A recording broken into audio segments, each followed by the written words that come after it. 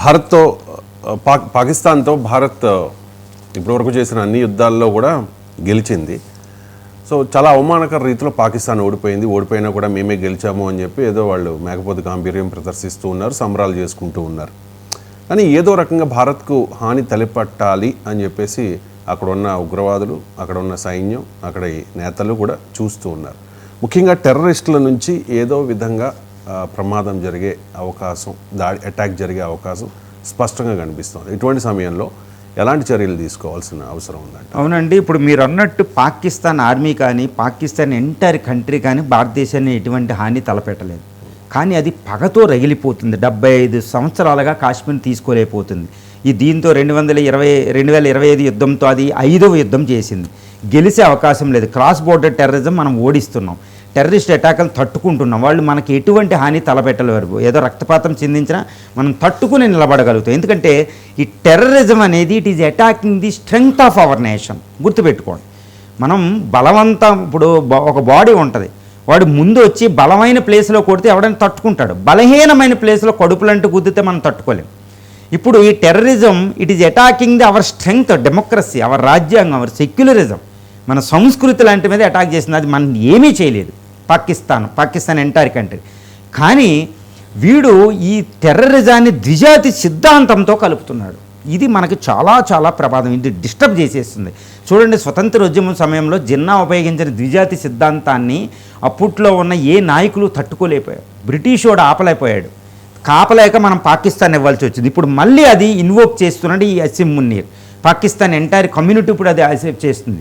దీంట్లో భాగంగా ఏం చేస్తారు అంటే, చూడండి, విజయనగరంలో ఒక సిరాజ్, 2 తీవ్రవాదులు, ఇప్పుడు భారతీయ ముస్లింలే 2 తీవ్రవాదులుగా కన్వర్ట్ అయిపోయారు. వాళ్ళు మానవ బాంబులుగా తయారై ఉన్నారు అనేది చాలా సంచలనం, విస్తుగొలిపే అంశం, చాలా భయంకరమైన పరిస్థితిని మనకు తెలియజేస్తుంది. ISIS అనేది ఒక తీవ్రవాద సంస్థ ఉంది. దాని పందాన్ని, హమాస్ పందాన్ని ఇప్పుడు పాకిస్తాన్ తీసుకుందండి. హమాస్ కూడా reportedly it is in Pakistan while that Pakistan terrorist attacking Pahalgam. ఆ హమాస్ తీవ్రవాదులు అక్కడ ఉన్నారు. కాబట్టి ఇది ఏ ప్రమాదం ఉంటుందంటే భారతదేశం చాలా అలర్ట్గా ఉండాలి. ఈ విషయంలో భారతదేశమే కాదండి, భారతీయులు అందులో అలర్ట్గా ఉండాలి. భారతదేశంలో రాజకీయ పార్టీలు అలర్ట్గా ఉండాలి. ఇష్టం వచ్చినట్టు పాలిటిక్స్ చేయకూడదు. కొన్ని సెన్సిటివ్ ఇష్యూస్ మీద, నేషనల్ సెక్యూరిటీకి సంబంధించి నిన్న శరద్ పవార్ గారు అంటున్నారు, శివసేనని అంటున్నారు, లోకల్ పాలిటిక్స్ చేయొద్దు, ఇది దేశ సార్వభౌమత్వానికి సంబంధించి అని. ఆయన సీనియర్ కాబట్టి ఆయన మాట అన్నాడు, మనం యాక్సెప్ట్ చేయాలి. ఇదేంటంటే వాళ్ళు టెర్రరిజాన్ని ద్విజాతి సిద్ధాంతంతో కలిపితే అది ఒక పెద్ద మతోన్మాదంగా తయారవుతుంది. ఆ మతోన్మాదం ఎలాంటిదంటే ఇండాక్ట్రినేషన్. ఇప్పుడు కల్నల్ ఖురేషి ఆ రోజు అన్నారన్నమాట, పహల్గాం మన సర్జికల్ స్ట్రైక్ని డిస్క్రైబ్, ఇండాక్ట్రినేషన్ అంటే అది పదం ఎంత లోతైందంటే మతాన్ని. ఇప్పుడు జిహాద్ అని ఉంటుందండి. జిహాద్ అనేది ఇస్లాంలో ఏంటి, ఖురాన్లో చెప్పింది ఏంటి, ఒక మనలో ఉన్న అరిషడ్ వర్గాలు లాంటివి పక్కన పెట్టి భగవంతుడిని చేరడానికి, ముక్తి మార్గం చేరడానికి ఒక అద్భుతమైన విధానం ఒక ఖురాన్లో దాన్ని వీళ్ళు ఏంటంటే ఒక టెర్రరిజానికి డిస్టోర్ట్ చేసి ఉపయోగిస్తున్నారు. దాన్ని ఇండాక్ట్రినేషన్ అంటారనమాట. ఇది చాలా తీవ్రమైన ప్రమాదకరమైన విషయం అనమాట. ఇది భారతదేశానికి చాలా పెద్ద ప్రమాదం. ఫర్ ఎగ్జాంపుల్ జైషీ మహమ్మద్ కింద, లష్కరీ తోయిబా కింద 15 లక్షల మంది ఫాలోవర్స్ ఉన్నారు. వీళ్ళు ఇప్పుడు భారతదేశం, వాళ్ళ ఫాలోవర్స్ పాకిస్తాన్లో కాకుండా ఇప్పుడు భారతదేశంలో ఉన్న మైనారిటీ తరగతికి చెందిన యూత్ని మతోన్మాదాన్ని క్రియేట్ చేసి భారతదేశంలోనే టెర్రరిస్టులను తయారు చేసి భారతదేశం మీద అటాక్ చేసేటట్టు చేయడం. ఇప్పుడు భారతదేశం చెప్తుంది, మీరు టెర్రరిస్టులను పంపిస్తే మేము ఊరుకోం, యుద్ధం చేస్తామని. ఇంకా పాకిస్తాన్ నుంచి టెర్రరిస్టులు వచ్చే అవకాశం లేదు.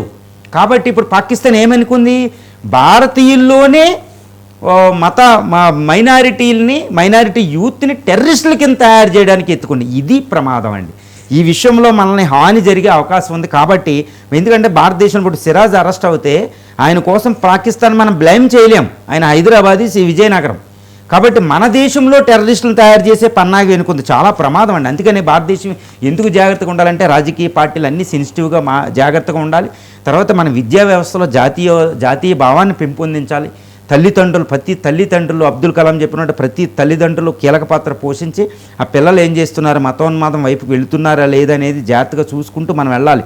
ఇది చాలా తీవ్రమైన ప్రమాద హెచ్చరిక మనకి.